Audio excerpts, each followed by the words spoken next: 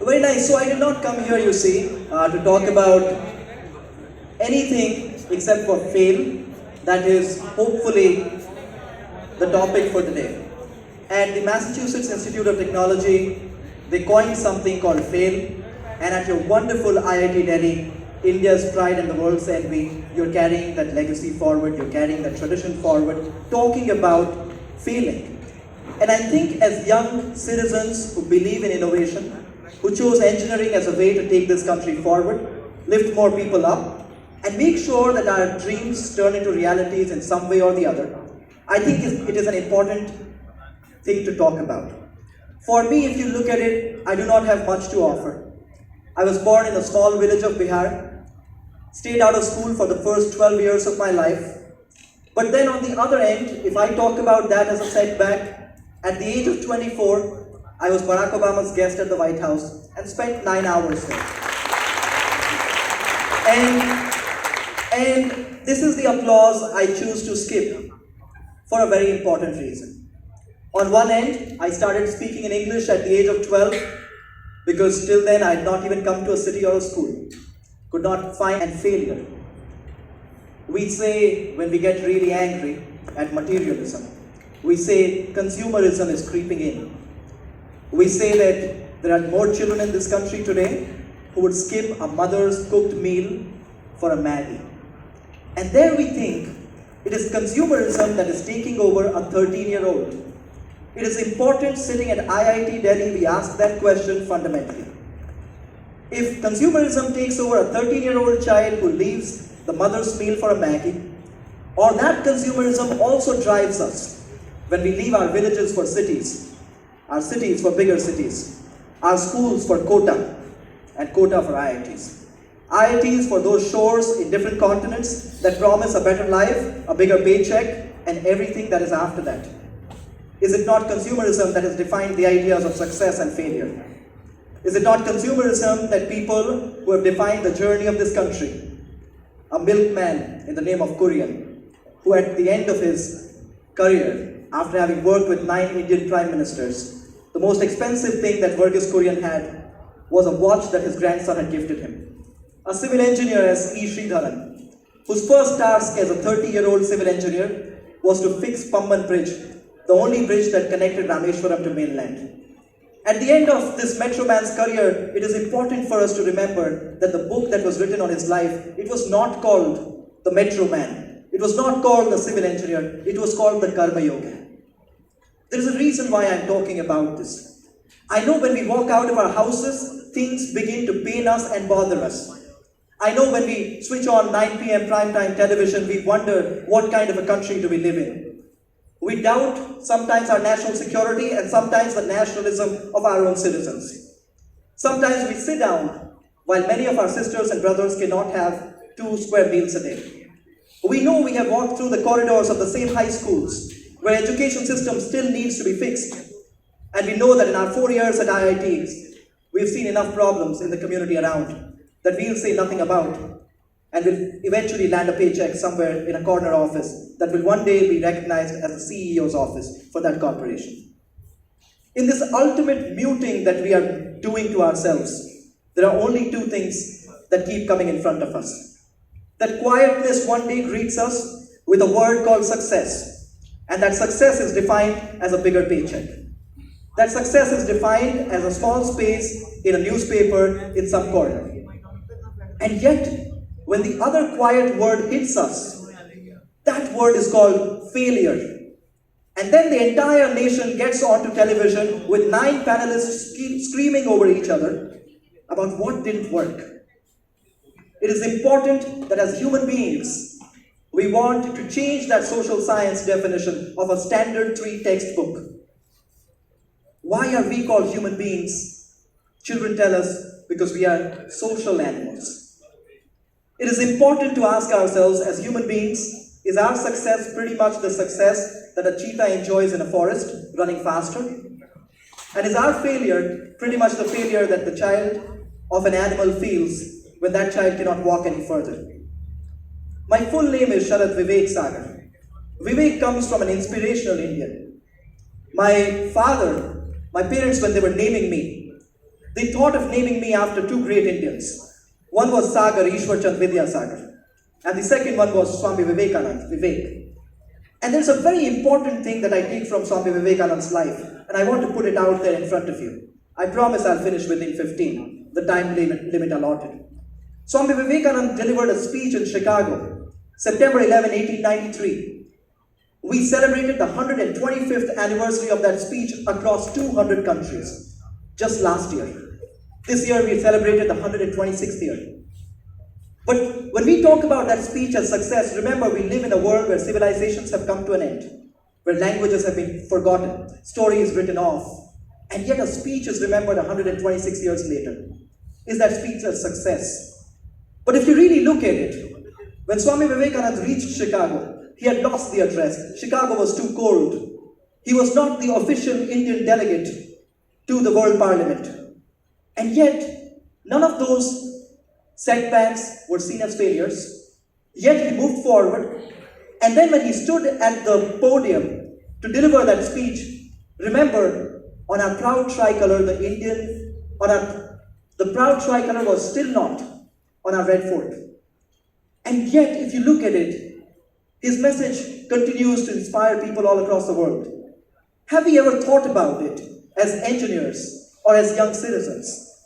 It is important to know that the message resonated so much because it did not come from a talker, it came from a doer. A man whose life was defined by something that can give us better perspective on failure than anything else. A message that has continued to the founding of the Ramakrishna Vivekananda movement all across the world with the lines Atmano Mokshartham Jagat Hitaicha. That is for the salvation of self, but the greater benefit of mankind. So what is this self that we talk about? Because failure and success have to do with self. This resilience that we talk about, this initiative that MIT launched and IIT is carrying forward. If we look at it, that night, when the whole world documents that Swami Vivekananda was a global rock star, he goes back and he utters these words, he writes these words. He says, I do not want to be in the gutter of fame. A man, while he was delivering that speech, the first Prime Minister of India was only 4 years old. Gandhi said that his love for this country grew 1,000 times when he first read Vivekananda. The moment he was a global rock star, he said, this is the gutter of fame. But the reason why I quote Swami Vivekananda here is for a very simple reason. That purpose in our journey, that purpose in our education, when it comes in, that journey is of a missile man Kalam, a metro man Sridharan, a milkman Kurian. But the moment that goes away, there comes in that Economist headline that Economist has been carrying for the last 3 months in their magazines, saying that this generation is stressed, obsessed, and depressed.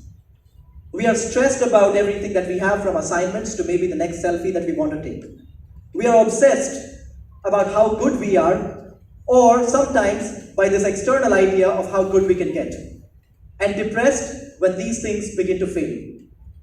I was at this wonderful place called the Vivekananda Smriti Mandir in Khetri. I was supposed to be speaking at BITS Pilani, and right before that, a request came in that Swami Vivekananda had come to Khetri. Interestingly, the Raja of Khetri at that point, Raja Ajit Singh, had invited him. And if you ever wondered why a Bengali monk, the first Asian monk to go to the West and take India's message to the world, why was he wearing a Rajasthani turban? The answer is that it was Raja Ajit Singh who had gifted him that turban. I got to speak with young children at the Vivekananda Smriti Mandir, which was actually the Raj Mahal of Khetri. And there was a child who got up and asked me a very simple question. And with that answer, I'll end my speech. The child asked me that, sir, you've traveled across the world and done a few things. I want to be like you. How do you define success or failure? And I said it is fitting that we are discussing this question 127 years after a patriot monk blessed us. And the answer that I gave to the child, I hope most of you, double the child's age, will be able to percept that. And the answer was not a philosophical one. It was not even math. It is a very simple thing, and I'm going to cut that short in 2 sentences for you. If we set a goal for ourselves, that we want to go to our grandma's place, our nani ghar or dadi ghar, if we decide that, there are 2 to 3 things we ask ourselves. The first thing is where we are. Second is where do we want to go. What is the distance?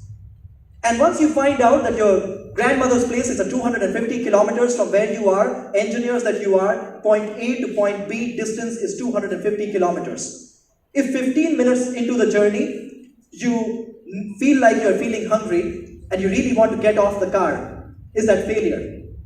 It is not. It is just a natural need that you have. You're feeling hungry, you need food, you have that, you can keep going. 50 kilometers into that journey or 100 kilometers into that journey, you run out of fuel. Like your car runs out of fuel now. Do you just stop thinking that, okay, this is a place where we declare that we failed in our mission to get to our Nanighar? No. You either look for a petrol pump nearby or you see a way to figure out whether or not this car can move forward. I asked the young children that if at 9 p.m. you've reached 225 kilometers and the car finally breaks down and you have a flat tire, would you just stop right there and declare that we failed in our mission? And each one of these times, when you could get a refuel, when you could eat a little bit, does that become a success? And our young children are bright and smart and this country is better because of them. I tell you, the answer they kept giving was the answer to the larger question. They said that, no sir, when we are at the petrol pump, it is a temporary boost. When we run into a flat tire, it is a temporary setback. And they kept using words as setbacks and boosts. And then I said, when you finally reach your grandmother's place, is that success? They said, yes sir, that is success. The refuel is not success. The food is not success. The stop is not success. When we finally reach point B, that is our grandmother's place, that is success. And to our young children, the only thing that I said, I want to say that to you as well. It is the fear of the unknown that has made us make a hype about success. It is the fear of unknown that has made a hype about failure. Those children, the moment they knew that the distance between their house to their grandmother's house was 250 kilometers, that vehicles do fix, that we run out of fuel sometimes, that we need food and that is a natural need, and that even if there is a dark night, there will be a bright morning. That simple idea, that simple lived experience, that clarity made those children so courageous that they kept answering that no, these things are small setbacks, these things are small boosts, that success is only at the end of the journey. It was all because they knew that from point A to B, the distance is 250 kilometers. And that is something that is similar about life, but something that we don't know about. We do not know that from the beginning to the end, from point A, when we open our eyes in this world, and point B, when we are gone, what is the distance? How many years? What is happening and what is not? And just not knowing that distance, the fear of the unknown, makes us go crazy about aspirations that never came from us, about inspirations that might not be correct, about numbers and metrics and assumptions that sometimes do not even exist.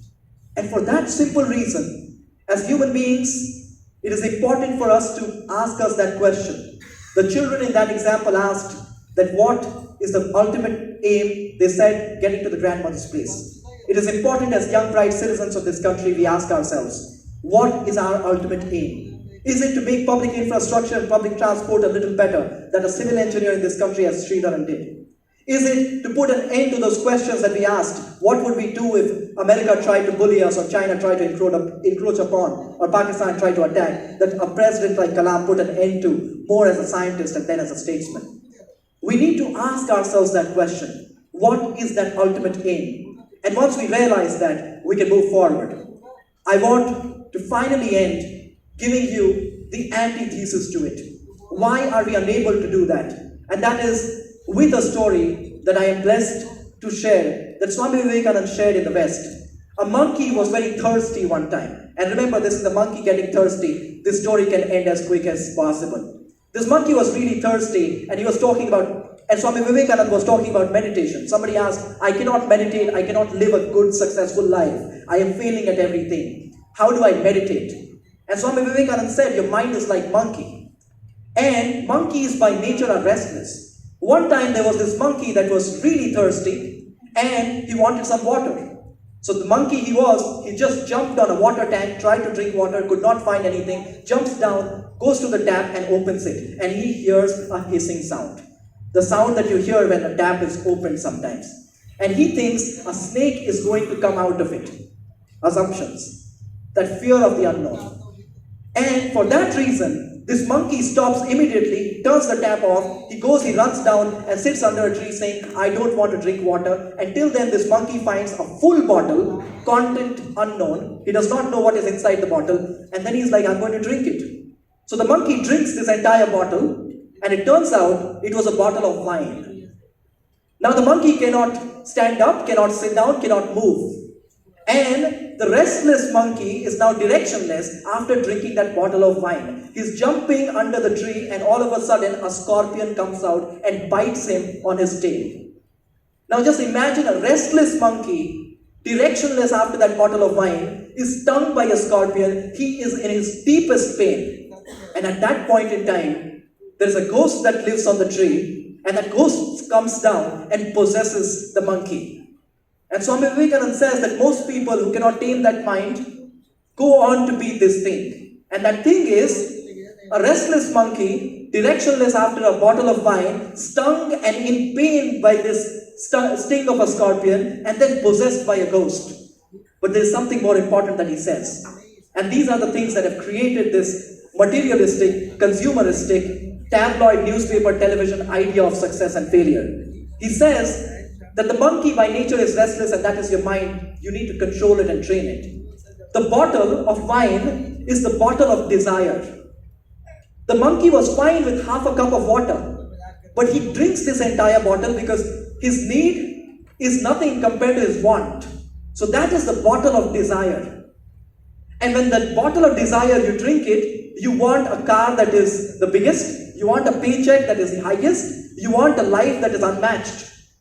But then the sting of the scorpion, the most painful thing, comes after you start between needs and desires. And that sting of the scorpion is sting of jealousy.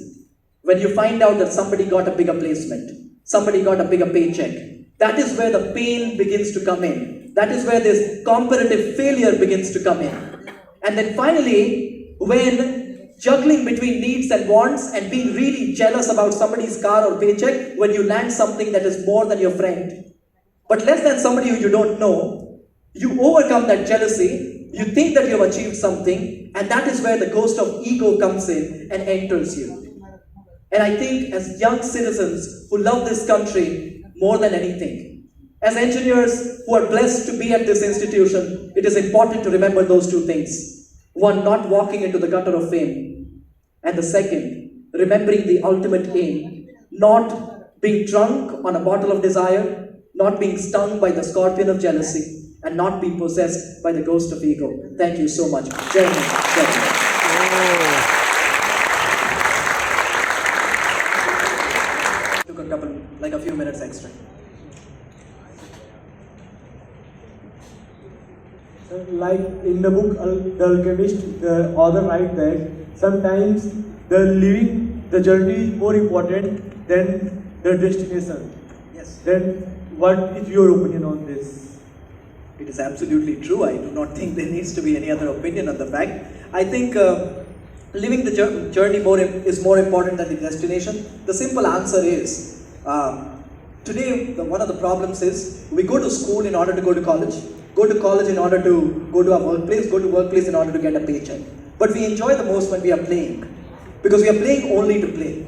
So it is definitely, if you are in the moment, if you are enjoying that journey, that is the only case in which you can even move forward. So of course I agree with it, and I do not think it needs further comment or explanation. Thank you. Any more questions? If we can limit it to one question per person. There's somebody at the back, the young. So my question is that you said about the wine, the monkey, and what about the tank and the hissing sound which came? Can you please throw some light on that as well? Right. So that is where, so thank you so much for that question. I'm going to use that as a tangent. So you see, the monkey is restless. Cannot wait for an extra second to see if the water coming up, if water will come out or a snake will come out. That is exactly all of us.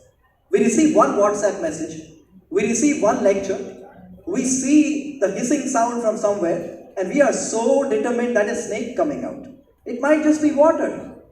They might just be very good children with very different views. And that is the restlessness of mind that we need to begin taming. A lot of times what happens is our assumption is so strong. If you are walking in the dark and if you are convinced that somebody is going to like stab you, chances are you're going to be hitting these walls, right? So that is where the first thing the monkey does is, there is restlessness in that monkey. He opens the tap, hears a hissing sound, he is convinced no water is going to come out, snake is going to come out. So he turns the tap off. That's the reason, and he drops the plan. He gets the bottle of wine by mistake later, sitting under a tree. So that restlessness of mind, we need to tame that, and we need to train that. There are so many stories that I hear educated people propagate. So much of enmity we like to take with people who look like us, dress like us. They may pray differently, they may eat differently, they may think differently, but the restlessness of our mind says enemy. Right? And that is where that can be tamed. This country is better, you know why? Because Patel and Nehru fiercely disagreed. Because Ambedkar could tell Gandhi that there were things he did not agree with. Because people of all different thoughts and ideas and ideologies could come together to debate, especially to disagree. Today we like to go to places where we can all agree. They went to places where they could all disagree and then find common ground. And that common ground, ladies and gentlemen, is nation building. And that is important.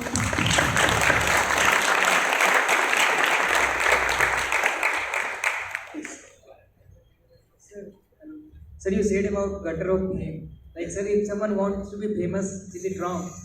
See, the thing is, you can never be famous. You can never choose to be famous. People choose whether you'll be famous or not. A young child from Rameshwaram could not choose to become famous. This country chose him to be the famed one. Kalam did not take a crash course in being famous. See, there's a slight problem. There's a slight problem with World Wide Web. It has democratized fame. Just like it has democratized education, just like it has democratized scholarliness, just like it has democratized intellect, it has also democratized fame. And fame as we know it is, see, if somebody wants to be really famous, that person better live for a few thousand years. The sun and the moon and the earth, they have been around for a billion more, many million years, right? So the thing is, today I like the humble people who are really famous on the internet and they call themselves internet famous. In the 19th century, there must have been so many people who were famous, right? But how many do we know? So the only people, I was a small child when I was always told that, you know what? People don't live, their works do. And then I saw the World Trade Center crashing down. And one of the very clear ideas that came to me was, work also does not live. And then, I promise you, I did not have any idea after that. But after several years working with middle school and high school children all across the country, protecting those values that make us truly Indian, nurturing a generation of leaders forward, I came across a very wonderful idea, and that was that people don't live forever. Even work does not live forever. Know that this building will come crashing down one day. But the value of teaching, the value of innovating, the value of building things that lift people up, that value will live forward. So remember, people, no matter how famous, will go away one day. Only few might survive. And if you look at it, go 100 years back, you know fewer people. Go 200 years back, you know even fewer. Go 300 years back, 1,000 years back, and then you'll find you know only one or two. And then work. Similar thing happens with work. I come from a beautiful state in this country called Bihar. The place, when we go to Nalanda, we go there not to see the university, we go there to see the ruins. But the value that the world sees in Nalanda changes how people think, why we build universities, why we send people to school and then to college.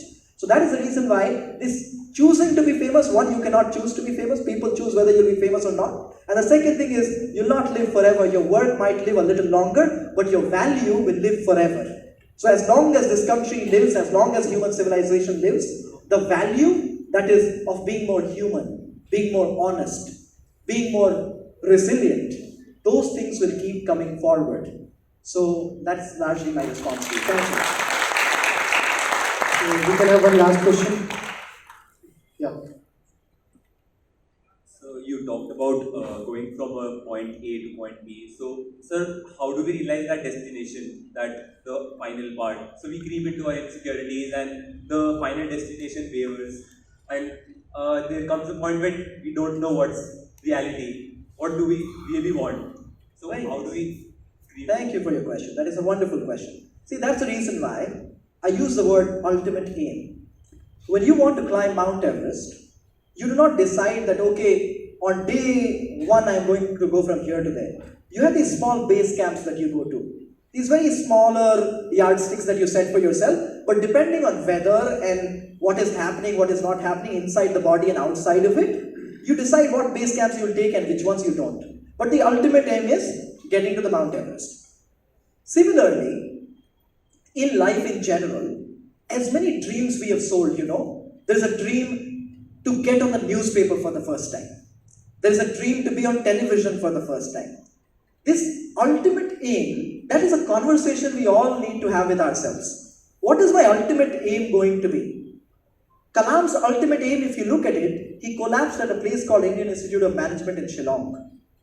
Right? Interestingly, Shillong is also the place where Swami Vivekananda delivered his final public address at a place called Quinton Hall in Shillong. But if you really look at it, Kalam's aim, and this is something that smart people should be the most worried about.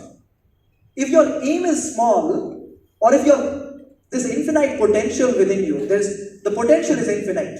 The purpose can be finite, right? You have so much potential. What if you set a smaller goal and you achieve it? Then you will have to live the rest of your life with that. Sachin Tendulkar's ultimate aim as a cricketer definitely was not a few centuries. It was to play the game, enjoy the game. And he lifted the game up, right? Else you would stop after, because in those days if he would have decided, let's do 50 centuries and stop, he would have stopped. It is the game that keeps you moving forward, the journey. So for that reason, in your ultimate aim, if somebody tells me, and I meet a lot of young people who tell me, my aim is to become an IITian. IIT is a college. Some people say, my goal is to work at Google. Google is a company. Today it is there, tomorrow it might not be. Right? So, what is the ultimate aim? That is a solution statement you have to frame for yourselves. And that can be, I am going to be an engineer who is going to be a lifelong learner and who is going to help healthcare get better in many ways. And then you will see what are interventions that you will design, build and implement all across the country or the world to lift more people up in the field of healthcare. That will also inspire you to get further education that enables you to carry out that aim. And that is something that E. Sridharan, the example I gave was, very few people know that E. Sridharan was a 30-year-old civil engineer whose first task was to fix Pamban Bridge, the place that connects Rameshwaram with mainland India. He was given 180 days, and when he asked all seniors, they said this bridge cannot be fixed in 180 days. On the 45th day, the Parliament of India was debating, when will the holy city be connected to mainland India again? This was a cyclone of 1964. And E. Sridharan, 45th day, the parliamentarian answers, within 1 month it will be done. Next day, in newspapers across the country is a civil engineer who had finished this task in 46 days. But you look at it, that was not his ultimate aim.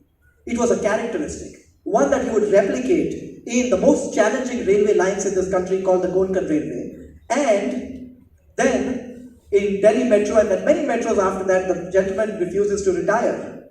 So his goal probably was using engineering to lift more people up. When Forbes interviewed E. Sridharan and said, you build this best, fastest, this, that service, he said, remember, cheapest. My goal was that a mother who sells vegetables should be able to go from one place to the other without a challenge, right? And there should be fewer accidents and greater transportation, greater movement. So if you see, civil engineering was a tool of doing things, and the ultimate aim was to keep lifting people up, keep lifting science up, keep lifting humanity up. And as long as that is clear to you, you live a beautiful life, no point will be failure, and no point will be success. I think it is not those who are the most gifted who have no point of failure. It is those who have no point of success, who keep moving forward on that journey. And everybody who you admire and adore, in a true sense, by the way, they all, if you see, were people who were working till their last day, who were doing one thing after the other. And that is something that continues to move you forward. So that is largely my answer to you. At the end of the day, everybody who comes from north, east, west and south of India, who may or may not speak the same languages, please continue to do all awesome things. Continue to be the wonderful people who you are and lift us up. I heard in the beginning, a lot of us were saying, speak in Hindi. The thing is, 60% children in our country are born beautiful young children who speak very different languages, but they love this country deeply. Kalam was one of them. Thank you so much. Jai Hind. Jai Bharat. Thank you very much.